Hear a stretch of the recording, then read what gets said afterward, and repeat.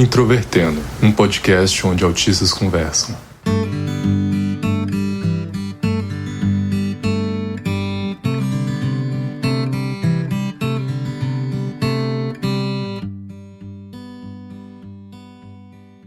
Um olá para você que é ouvinte do Introvertendo, esse podcast feito por autistas para toda a comunidade. O meu nome é Thaís Moskin, eu sou autista, hoje eu trabalho como administradora de sistemas, tenho 30 anos e fui diagnosticada em 2018. E hoje eu vou ser host desse episódio, em que a gente vai falar sobre autismo na terceira idade, que é o nosso episódio especial de 2 de abril, e a gente está aqui com o Nairan. Nairan, por favor, se apresente. Então eu sou o Nairan. Estou dentro do espectro autista. Tive um diagnóstico sobre isso somente com 52 anos de idade. Eu atualmente sou professor. Já trabalhei com muita coisa, acho que a gente vai ter um tempinho para falar um pouco sobre isso. E estou com 62 anos, indo para 63.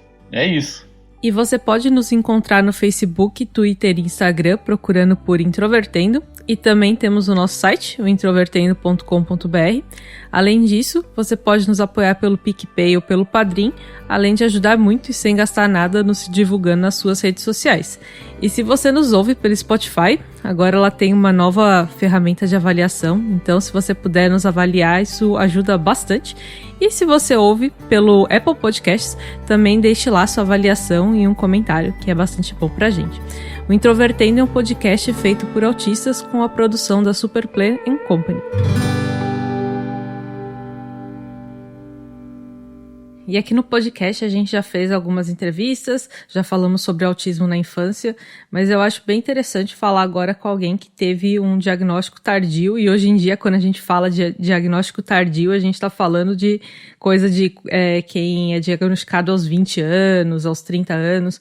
Então, sendo diagnosticado depois dos 50 anos, Nairan, uma das coisas que você contou pra gente foi que você passou por várias e várias profissões, né? E eu queria saber quais foram as principais dificuldades que você teve aí na sua vida profissional, inclusive que acaba fazendo com que você tenha tido que passar, às vezes, de uma profissão para outra. Eu, desde muito cedo, olhei o mundo, a vida, o que eu percebia, a realidade que eu notava, sempre como alguma coisa externa a mim, algo em que eu estava realmente numa posição de observação. E como eu sempre me senti nessa posição de observação, e realmente nunca tive aquela construção que eu vejo que é muito comum perguntarem para as crianças, né, o que você vai ser quando crescer, né? Isso sempre pareceu para mim uma coisa sem sentido. Como você vai ser? Eu sou eu. É claro que quando começou a chegar a adolescência, eu percebi que nem tudo eu poderia realmente fazer, porque a minha capacidade, minhas dificuldades sociais me impediam de exercer atividades comerciais, de venda, e eu percebi também que atividades que envolviam, por exemplo, corte, sangue, injeção, agulhas, coisas assim, me causavam uma angústia muito grande. Então toda essa parte de medicina, de coisas assim, também já estava fora. A parte administrativa, né? Eu sempre tive uma dificuldade muito grande com burocracia. Na tentativa de conseguir recursos, né? Porque para mim acabou sendo assim, a tentativa de conseguir recursos porque eu tinha que sobreviver, tinha que conseguir dinheiro ou as coisas que eu necessitava. Então eu acabei focando mais para as áreas técnicas. E eu sempre tive muita facilidade. Só que, ao lado disso, eu tinha uma dificuldade muito grande de convivência e de entender o que se esperava de mim. Eu era muito espontâneo, eu falava as coisas assim sem filtro. Se tinha que criticar alguém superior, eu criticava e acabava perdendo o emprego por causa de coisas assim, né? Eu lembro bem de um emprego que eu tive, que eu fui contratado para cuidar da parte de serigrafia, só que era numa indústria, não era serigrafia de teste ou coisa assim, era numa indústria, né, que dependia parte de serigrafia para fazer circuitos impressos e fazer coisas assim. E na primeira semana eu fui lá e ajeitei toda a parte dessa serigrafia, com emulsões, com a forma de limpeza de telas e com uma série de coisas, da maneira como eu achava mais eficiente. O dono da empresa, mais ou menos depois de uma semana, ele veio lá para ver, eu estava fora, e ele modificou todo o sistema, que disse que não gostou da forma como estava arrumado. E a hora que eu cheguei, que eu vi tudo aquilo bagunçado lá e vi mudado, né, da maneira como eu tinha deixado, e ele também trocou a emulsão, que eu tinha escolhido uma, ele trocou por uma outra, e eu sabia que aquela emulsão ia dar problemas. No meio da fábrica eu confrontei ele, né? Eu cheguei e perguntei, né, por que o senhor mudou tudo aquilo lá que eu... porque eu pus o que eu achava melhor. E eu, assim, sem papas na língua, eu falei, o senhor não sabe do que o senhor está falando. O que o senhor fez lá vai ser dinheiro jogado fora, porque aquela emulsão não presta, e o senhor simplesmente o que fez foi jogar fora o seu próprio dinheiro. O senhor não sabe do que o senhor está falando. O resultado foi que eu não terminei nem o dia, ele me mandou embora na hora, né? Então eu acabei passando por uma série muito grande realmente de trabalhos. A minha média de permanência nos empregos era de 3 a 6 meses, eu não conseguia passar disso. A única coisa que eu realmente fiz por minha vontade mesmo, quando eu era mais novo, foi a minha tentativa de trabalhar na aviação. Quer dizer, tentativa não, porque eu trabalhei na aviação. Porque uma das paixões que eu tinha de pequeno era a aviação. Só que eu queria ser piloto, mas não pude ser piloto. Trabalhei como eletricista de aeronaves. A minha história de trabalho foi sempre assim, começando com expectativas grandes das pessoas que me contratavam a respeito do meu trabalho, e essas expectativas morrendo de pouco em pouco porque eu não conseguia suprir o que esperavam, não pela parte técnica, mas pela parte de trabalho mesmo. E eu acabava saltando de profissão em profissão. Bom, realmente você teve vários empregos diferentes. Eu imagino que tenha sido uma fase bastante desgastante. Pelo menos para mim, essas mudanças de rotina são bem cansativas. E eu queria saber, então, se não só durante esse período, mas principalmente, né, durante esse período em que você precisava buscar um novo emprego ou precisava tentar entender o que estava acontecendo em um emprego em que você estava. Durante esse período, você teve apoio, seja da sua família, de amigos ou de qualquer outro tipo, sim, de outras pessoas? Durante quase que toda a minha vida, até perto dos 40 anos, eu sempre dependi financeiramente da minha família. De coisas que meus irmãos davam, minhas irmãs, ajuda financeira, roupa, comida, a moradia, eu vivia na casa dos meus pais. Essa parte toda financeira sempre foi muito complicada. Quando eu atingi mais ou menos meus 18 anos, eu saí e eu fui rodar o Brasil. E durante mais ou menos uns 2 anos, eu rodei simplesmente todas as regiões do Brasil, praticamente todas as cidades, as grandes cidades, com uma mochila nas costas e só. Nesse tempo eu sobrevivia através mesmo da boa vontade e da caridade das pessoas com quem que eu encontrava.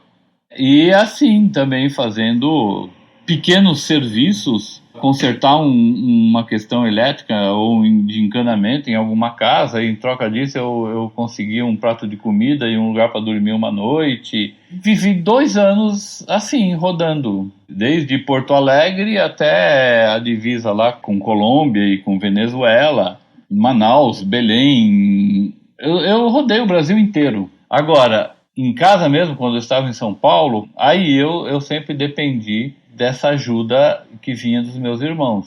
Algumas vezes eu trabalhei assim, em empresas, por exemplo, que o meu irmão tinha. Tenho uma irmã que atualmente mora lá nos Estados Unidos, que ela sempre me ajudou muito também. Eu, de mim, não tinha praticamente nada. Eu não comprava roupas, porque eu não tinha condição de gerar uma constância que me permitisse ter aquela solidez. E uma coisa que eu já ouvi muito, principalmente da minha mãe, é a questão de que, às vezes, tem um jeito de você fazer uma coisa, a mesma coisa pode ser feita de jeitos diferentes e supostamente tem um jeito certo. Então eu achei interessante você falando a forma como você criticava algumas pessoas do trabalho e acabava sendo retaliado por isso. E supostamente, para algumas pessoas, existe um jeito certo de se fazer essas coisas que não necessariamente a gente descobre qual que é o jeito certo. E para mim isso tem a ver com a forma como as pessoas ensinam, às vezes, alguns assuntos pra gente, né? Então, assuntos técnicos eu também tenho mais facilidade de entender, porque para mim é uma questão lógica, né? É assim, então, tal coisa. Mas algumas outras coisas, como essas questões sociais, elas não são tão simples de se ensinar, pelo menos o jeito como elas são ensinadas nunca funcionou muito bem para mim. Então eu queria saber de você, Nayran, a questão de estudos em geral. Então sabemos que você agora já concluiu a sua faculdade, mas a gente sabe que a gente estuda durante muitos anos e nem sempre a forma como ensinam pra gente os assuntos é adequada. Então, como que foi a sua experiência, assim, estudando, seja na faculdade, seja na escola? A forma de você aprender era compatível com a forma como era ensinado? Essa coisa do estudo sempre foi para mim um problema muito sério. Quando eu chegava na escola, eu sempre tive uma capacidade grande e eu sempre preferi o conhecimento explanado. Então, acontecia muito, na época que eu estudava, que tinha assim o primeiro, o segundo dia, quando vinha um tema novo, uma matéria nova, que o professor, a professora explanava o que eles iam dar. E eu ficava super atento ali, ouvindo aquela explanação, e para mim aquela explanação bastava. E aí depois vinham exercícios e vinham e os outros colegas, os alunos que ficavam perguntando de novo e repetia e tal. Só que aquilo já não me interessava mais. Então o que acontecia é que eu dormia na sala de aula. Eu também tive muita dificuldade sempre de manter cadernos. Só que quando chegava as provas, eu ia bem nas provas. E aí gerava problemas sérios, porque eu fui acusado muitas vezes de colar. E professores diziam, não, ele cola, é impossível, ele cola, porque ele fica dormindo o tempo todo na sala de aula e ele chega e vai bem na prova. Eu só não sei como que ele está colando. O resultado disso é que eu abandonei a escola quando estava lá no que antigamente era chamado de 7ª série, né? Eu só retomei essa coisa de estudos quando eu já estava casado, com os meus 40 e poucos anos, que eu precisava. Foi por necessidade. Na época, minha esposa falou, não, você tem que fazer. Eu tentei voltar para a escola e não deu certo, porque eu não conseguia me adaptar àquilo. Depois do diagnóstico, né, que eu já estava com 52 anos, fiz o Enem, passei e ganhei a bolsa de estudo integral, que me possibilitou estudar, porque eu não tinha recurso também para pagar uma faculdade, não tinha como. E aí eu optei por filosofia. Eu simplesmente adorei a faculdade. Por quê? Porque na faculdade não tinha ninguém me pressionando, dizendo que eu tinha que ver, quer dizer, davam as listas de livros, e a gente podia conversar direto com os professores, era dado a explanação, era dado as explicações, eu podia fazer justamente aquilo que eu queria fazer quando era pequeno e não conseguia. Mas ela só veio depois do diagnóstico. Então, Nayran, aproveitando que você estava falando sobre o seu diagnóstico e a importância que isso teve até para você saber lidar com as várias coisas, a gente queria que você contasse um pouco como foi o processo do seu diagnóstico, então como que você chegou no diagnóstico de síndrome de Asperger, que eu sei que hoje em dia não é mais chamada assim, mas que você próprio gosta, que prefere que seja assim. Eu prefiro manter essa denominação, mas é assim, eu digo que o diagnóstico ele foi construído ao longo do tempo, e que ele foi construído por uma percepção minha e uma insistência minha. O final desse processo é que foi o profissional, ou no caso a profissional, porque foi uma doutora, ela infelizmente já faleceu, que fez com tudo aquilo que eu fui amealhando, né? E trouxe para ela examinou, verificou, aí teve todo um processo junto comigo e tal, e fechou o diagnóstico. Mas isso foi o final do processo, né?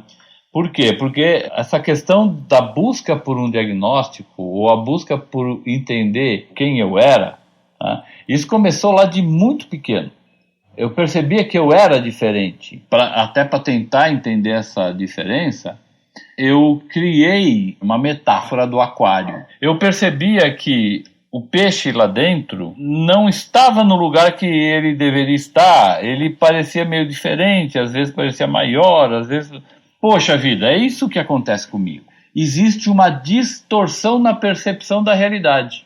Eu estou vendo tudo como se eu estivesse olhando para um aquário.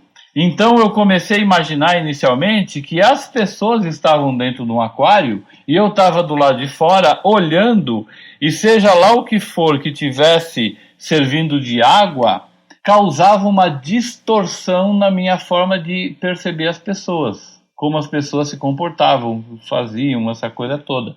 E aí eu comecei a usar isso para me dar uma referência minha para eu entender a minha situação. Depois foi passando o tempo e eu percebi que eu é que olhava tudo distorcido e não eram as pessoas. As pessoas pareciam estar muito bem. Então eu mudei esse conceito. Falei, bom, peraí. Então não são as pessoas que estão dentro do aquário, sou eu que estou dentro do aquário. Que elas estão vivendo a vida delas muito bem. A minha vida é que não se adapta. E com o tempo eu fui considerando que a água do aquário seria realmente as relações sociais. Seria justamente as relações sociais que eu não conseguia ver. E aí, se o problema está comigo, então cabe a mim buscar uma forma de superar, ou de enfrentar, ou de pelo menos me virar a respeito disso. Por isso é que eu acabei chegando, até com a ajuda da minha irmã, né, aqui de São Paulo, no diagnóstico do déficit de atenção. Mas eu percebia que não era só isso. E nessa alguma coisa a mais, eu acabei chegando na questão do Asperger. E aí, a hora que eu vi, que eu me aprofundei, que eu comecei a estudar, é isso. O que eu tenho é isso.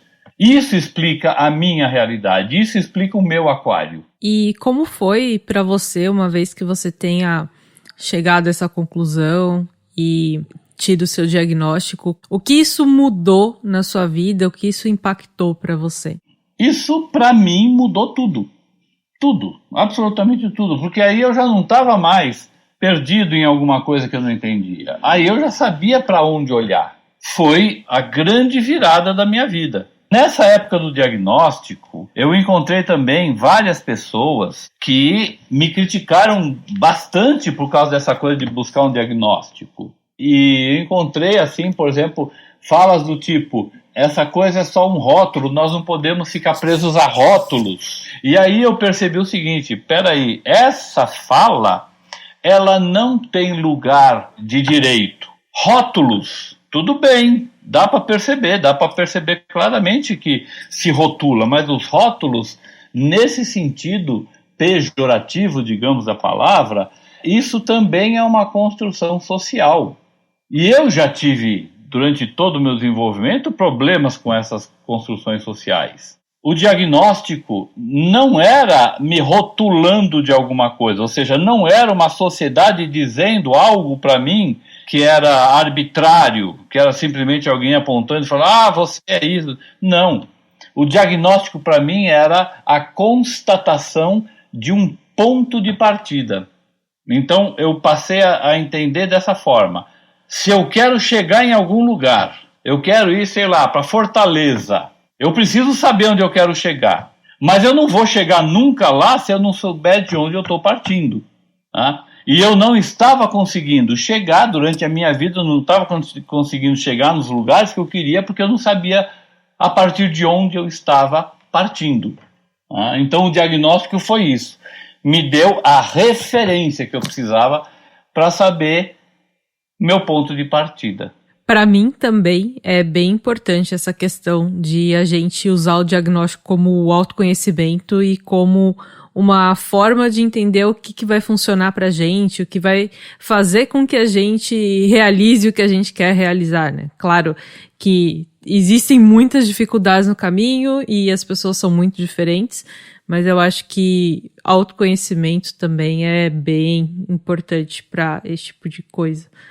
Então, só para fechar, Naira, eu queria que você falasse um pouco sobre as suas experiências com relacionamentos, não necessariamente relacionamento amoroso, mas relacionamento de amizade e outras interações sociais agora mais na sua vida adulta e antes e depois do diagnóstico também, o que isso pode ter influenciado.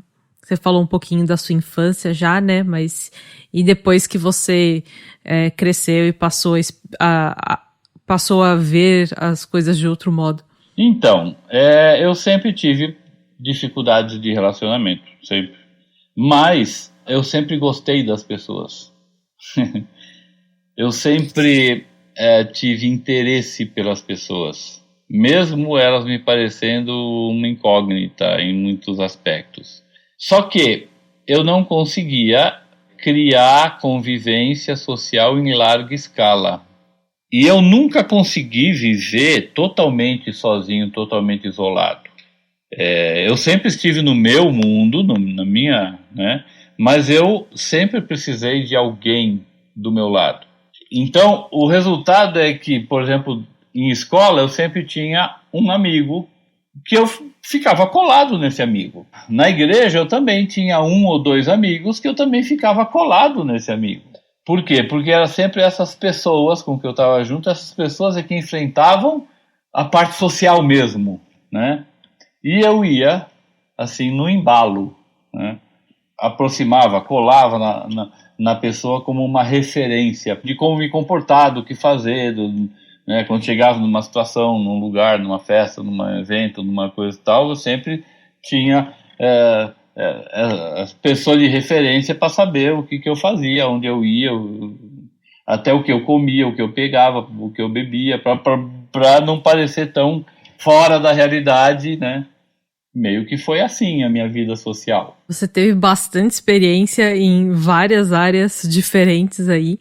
Achei legal você ter compartilhado isso em diversos aspectos, não apenas em um deles. E eu queria saber, então, como que é a sua vida hoje, Naira? Se você quer deixar alguma mensagem final aí, qualquer coisa que eu não tenha perguntado e que você queira falar, fica à vontade para a gente encerrar. Minha vida hoje, ela está transcorrendo de uma forma que eu não imaginei mesmo que fosse possível eu estar vivendo assim, nos momentos piores lá no passado, que eu, na verdade, não conseguia ver nada de perspectiva de futuro. Eu hoje vivo bem, simplesmente vivo bem. Vivo dentro das minhas possibilidades, dentro daquilo que eu consigo fazer, daquilo que eu consigo perceber.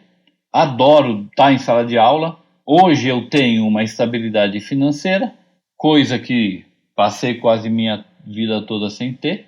Hoje eu tenho uma companheira que não estamos casados, mas assim, cada um vive, como o pessoal fala, no seu quadrado, mas que a gente consegue conviver muito bem, repartir coisas, dividir coisas. Nós temos uma...